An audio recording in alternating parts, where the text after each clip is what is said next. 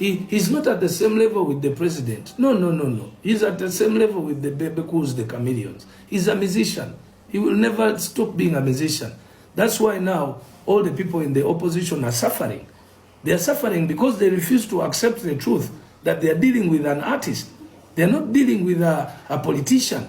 They are not dealing with a presidential material. No, they were dealing with an artist who is directly competing with his fellow artists.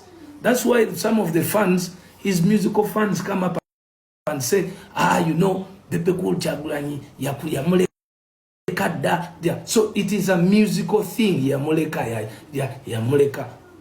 These are the same people who cannot ask this guy to reason politically or economically. But to them it is about Kyagulanyi yaleka Bobi Wine yaleka Bebe Cool. Bobi Wine yaleka Chameleon. So in a nutshell, ne Bobi nga jali ayagala ku making sure nti akakasa nti abonna baleka nenga ate kabaka yamukola mulina bwenti